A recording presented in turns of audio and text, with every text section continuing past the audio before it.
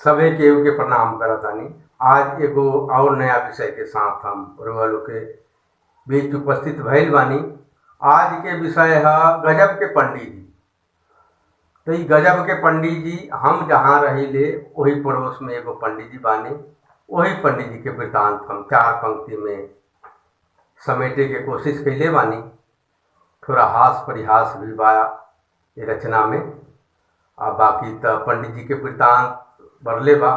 तो सुनी सभे गजब के पंडित जी। एगो बारन पंडित जी, उनकर कथा सुनावतानी, उनकर कथा सुनावतानी।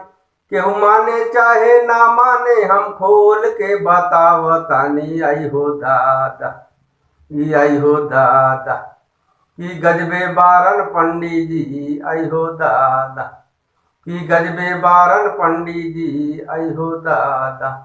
दिन भर त बाकार न निकले, गदबेर होते बौरा जालन। दिन भर त बाकार न निकले, गदबेर होते बौरा जालन। उनका दारू भीतर जब जाला, उनका दारू भीतर जब जाला, उ भोला के भजन गावेलन। आई हो दादा, ई आई हो दादा, ई गजबे बारन पंडित जी। आई हो दादा। भजन काऊ भजन होला, सबके मन अगुतावेलन, सबके मन अगुतावेलन। कबो भजन कबू सोहर गावस, कबो भजन कभी सोहर गावस। कबो हनुमान चालीसा गावेलन। आई हो दादा, ई आई हो दादा, ई गजबे बारन पंडित जी। आई हो दादा। कबो भरत व्यास के निर्गुण गा के उ आपन दुख बिसरावेलन, उ आपन दुख बिसरावेलन। अब भिखारी ठाकुर के विदेशिया गावस, भिखारी ठाकुर के विदेशिया गावस। उ विरह में देह जरावेलन। आई हो दादा, ई आई हो दादा, ई गजबे बारन पंडित जी। आई हो दादा, ई गजबे बारन पंडित जी। आई हो दादा। एक दो दिन के बात रही त मटिया के आदमी रह जाए, एक दो दिन के बात रही त मटिया के आदमी रह जाए। इत रोज रोज के खेला बा, इत रोज रोज के खेला बा। कितना लोग अमेज पाई। आई हो दादा, ई आई हो दादा, ई गजबे बारन पंडित जी। आई हो दादा। सुन के बड़ा मन दुखी होला, कबो कबो अगुता जाला। सुन के बड़ा मन दुखी होला, कबो कबो अगुता जाला। सबके हु जब सूते जाला, सबके हु जब सूते जाला। गारी उनका मुंह से आ जाला। आई हो दादा, ई आई हो दादा, ई गजबे बारन पंडित जी। आई हो दादा। जेकरा नींद आवतो रहेला, ओकरो नींद हेरा जाला। जेकरा नींद आवतो रहेला, ओकरो नींद हेरा जाला।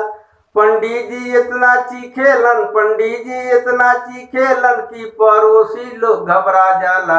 आई हो दादा, ई आई हो दादा, ई गजबे बारन पंडित जी। आई हो दादा। कितना लोग समझैबो कैलस, पंडित जी काहे ऐसे करेला। कितना लोग समझैबो कैलस, पंडित जी काहे ऐसे करला। दारू तो सब लोग पियाता, दारू तो सब लोग पियाता। बाकिर के तहरा नियन करता। आई हो दादा, ई आई हो दादा, ई गजबे बारन पंडित जी। आई हो दादा, ई गजबे बारन पंडित जी। आई हो दादा। पंडित जी के एक दिन वियोगी, पंडित जी के एक दिन वियोगी अपना ढंग से समझाइलन। दारू के गुण गिनवाइलन। ओही दिन से पंडित जी, ओही दिन से पंडित जी दारू के क्रिया खोइलन। आई हो दादा। वही दिन से पंडित जी दारू के नाम भुलाइलन। आई हो दादा, ई अजबे रहस पंडित जी। आई हो दादा। अब नीमन भैलन पंडित जी। आई हो दादा। अब दारू छोड़लन पंडित जी। आई हो दादा। अब पंडित जी भैलन पंडित जी। आई हो दादा। अब सुबह भजन गावेलन। आई हो दादा।